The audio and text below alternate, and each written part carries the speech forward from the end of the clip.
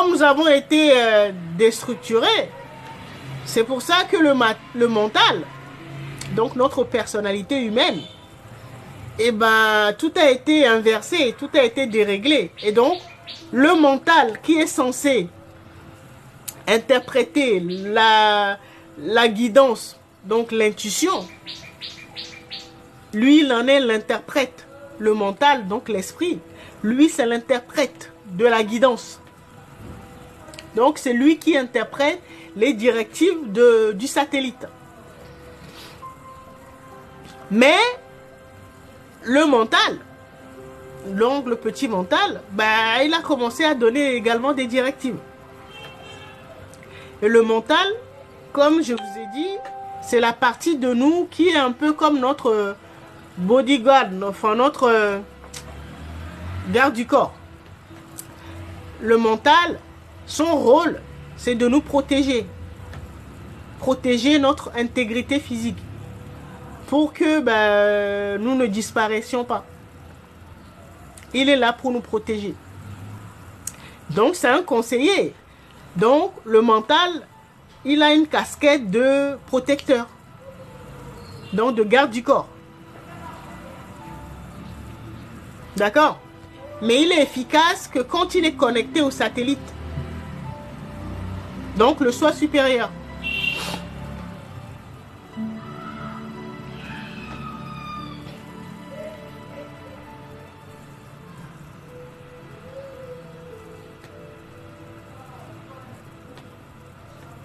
D'accord? Il est efficace que quand il est connecté au satellite. Le satellite qui a la vision d'ensemble. De notre réalité. D'accord? Parce que le satellite, vous voyez, lui, il est dans les dimensions supérieures. Donc, il a une meilleure vue. D'accord? Si vous êtes au rez-de-chaussée, le mental est au rez-de-chaussée. C'est l'appareil, là, le GPS. Il est au sol. D'accord? Le satellite, il est peut-être 100e étage. Ou 50e. Il suffit juste de regarder. Hein. Si vous êtes au rez-de-chaussée, vous aurez juste une vue limitée par rapport à une personne qui sera au 10e étage.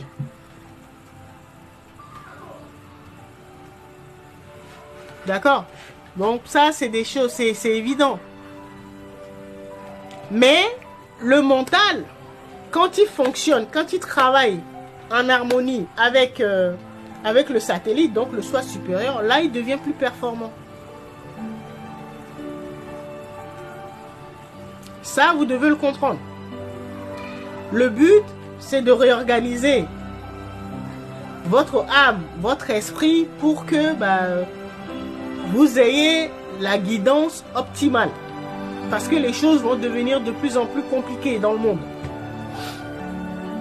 Chacun doit s'y mettre. Quand on commence à s'éveiller, c'est ce qu'il faut commencer à faire. D'accord?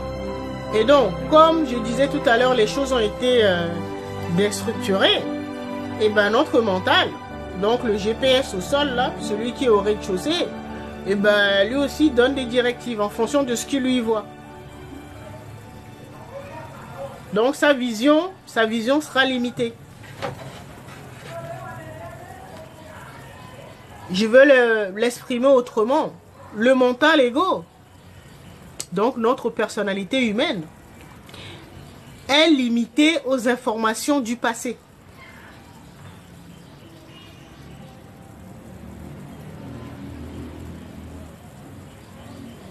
Donc,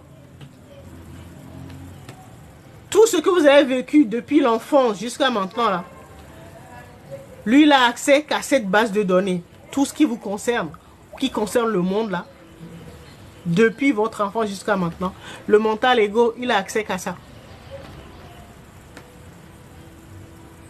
Donc, c'est là-dedans qu'il va aller puiser pour vous donner les conseils, les directives.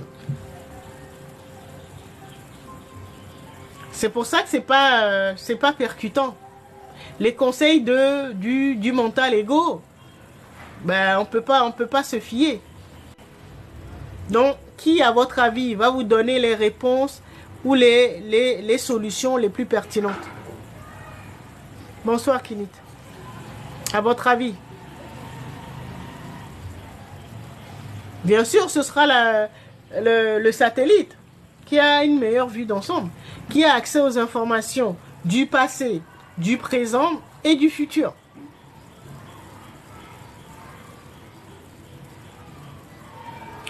Mais on ne nous a pas appris à faire confiance à notre intuition, donc à notre guidance, la guidance qui vient de notre âme, donc de notre divinité. On ne nous a pas appris ça. On nous a appris à faire confiance au mental. Donc le mental, lui, il analyse, hein, c'est l'intellect. Il analyse. Mais sa base de données est limitée aux événements du passé.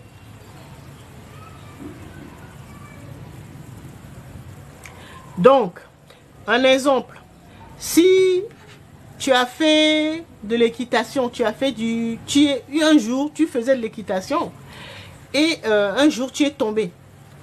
Tu es tombé de cheval.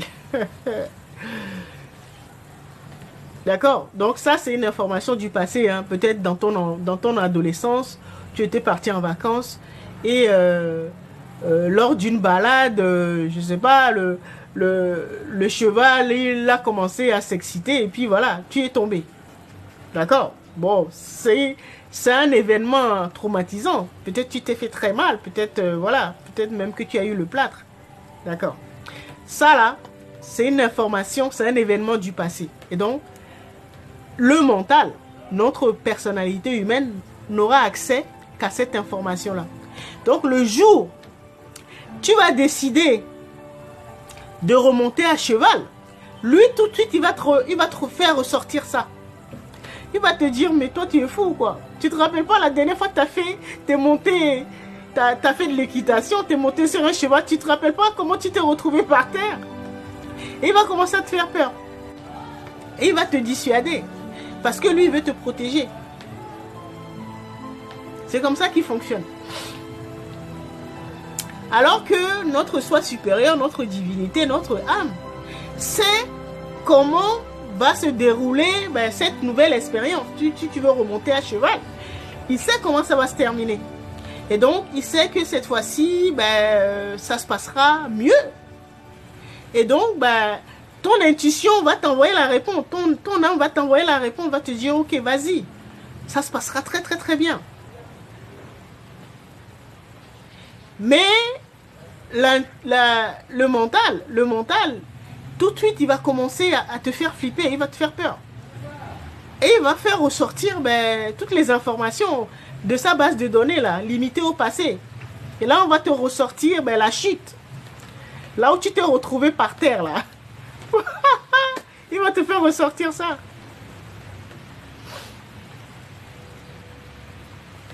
Alors que, quand on a un accident comme ça, là, il faut remonter tout de suite. Je donne l'exemple, hein. Chute de cheval, t'es tombé. Il faut remonter tout de suite. Sinon, ça va grossir. Parce que le mental, il va s'y mettre. Ça va grossir, ça va grossir. Et tu auras peur des chevaux. Alors que dès que tu as l'accident, il faut remonter tout de suite. Que ce soit une moto, que ce soit un accident de voiture. Vous imaginez ceux qui ont eu un accident, un accident d'avion, où il y a eu un atterrissage d'urgence, mais bon, il n'y a pas eu de blessés, tout ça, mais bon, qui sera traumatisé.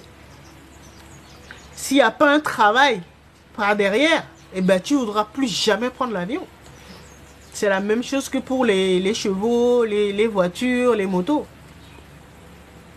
Si tu domptes pas cette peur-là, si tu laisses, ça va devenir un trauma. Et tu auras du mal.